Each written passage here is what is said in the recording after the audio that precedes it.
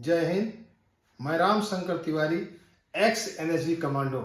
आज फिर से एक नए रोचक कहानी में, रियल लाइफ कहानी में आप लोगों का स्वागत है और अभिनंदन है। फिर अगर आप इस मेरे चैनल को सब्सक्राइब न हो तो तुरंत सब्सक्राइब कर लें, क्योंकि हर वीक नए नए रोचक रियल लाइफ से एनएसजी कमांडो से जुड़ी हुई घटनाएं लगातार आपको मिलती रहेंगी। तो नई आज मैं कहानी की तरफ चलता हूं।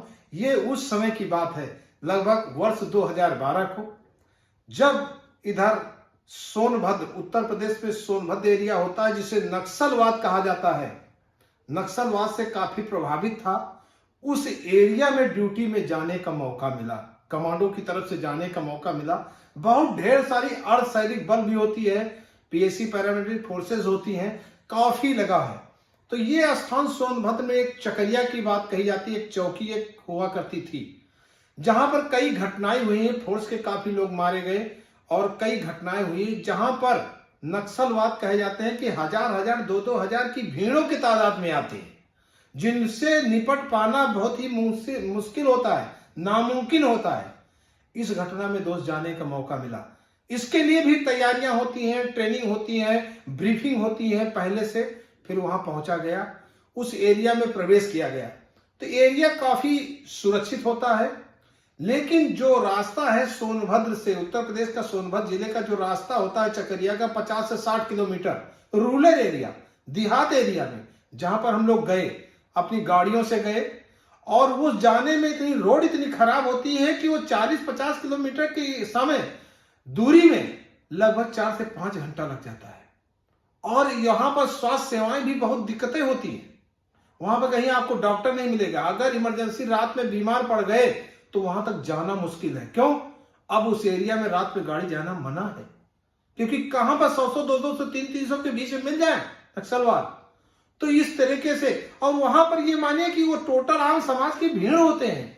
वो दिन में आपके अगल बगल घूमते रहते हैं, आप पहचान भी नहीं पाएंगे कि ये माओवादी हैं, ये नक्सलवाद हैं, नहीं पहचान पाएंगे बिल्कुल एकदम आदमी, क्योंकि वो बहुत आधुनिक शस्त्र भी नहीं होते हैं। किसी के पास गड़छा हो, किसी के पास भाला हो, किसी के पास हसिया हो, किसी के पास बाणका हो, सब प्रकार के हथियार, लाठी सब लेकर के निकलते हैं। तो उस एरिया में इतना सुरक्षित एरिया था कि पहले तो उसकी 5 फुट की बाउंड्री बनी हुई थी। इतना डीजल मिलता है कि पूरी रात जो है वहां पर जनरेटर चलता है बड़ा वाला। और उस बाउंड्री के ऊपर करीबन 20 मीटर की वो होता है, आपका बैरिकेडिंग होता है तार का, जिसमें कोई आ ना सके, एंगल गढ़ करके। और उसके बीचों बीच में जो है बिल्डिंग बनी होती है, 3-4 तल्ला की मंजिल का बिल्डिंग होती है। तो सबसे ऊपर टॉप फ्लोर पर मुझे भी रहने का मौका मिला, हमारी टुकड़ी को भी रहने का मौका मिला। नीचे पीएसी फोर्सेस, जिला पुलिस, सारे फोर्सेस के लोग हैं, करीबन 100 से 150 लोग उसमें रहते थे।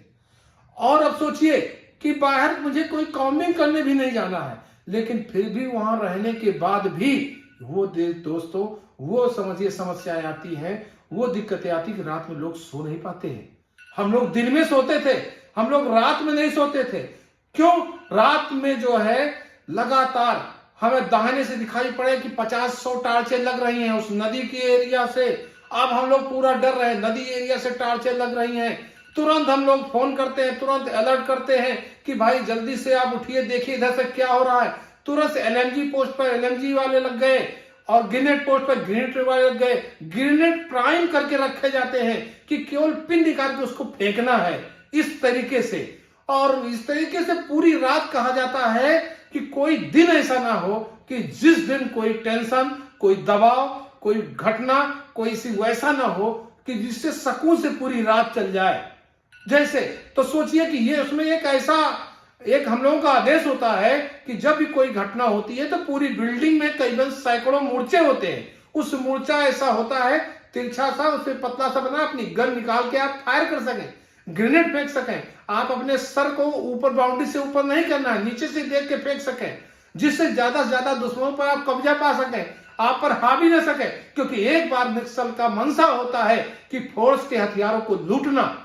अगर एक बार वो सफल होकर लूट लिए तो इतने ताकतवर हो जाएंगे, फिर हमारे प्रदेश और देश को बहुत ही नुकसान पहुंचाएंगे। इसलिए हम लोगों का मकसद होता है हमारे सारे अधिकारियों का मकसद होता है कुछ भी हो लेकिन हमारा वेपन सुरक्षित रहे, हमारे जवान सुरक्षित रहे।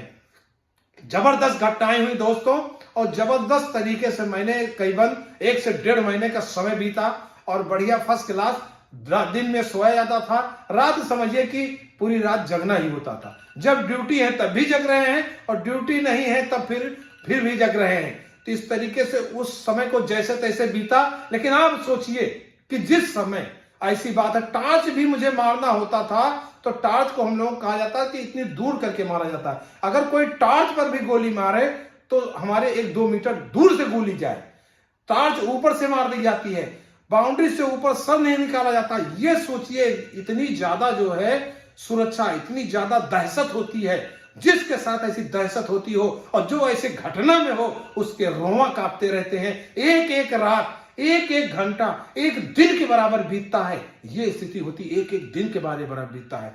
तो दोस्तों, जब भी ऐसे आपके साथ भी हो, उस समय मुश्किलें आती हैं, अपने को पेशेंस नहीं खोना है, धैर्य से रहना है। और धैर्य और पेशेंस नहीं खोते हैं तो मुश्किल अपने आप टलेगी 100%। थैंक यू दोस्तों, थैंक यू।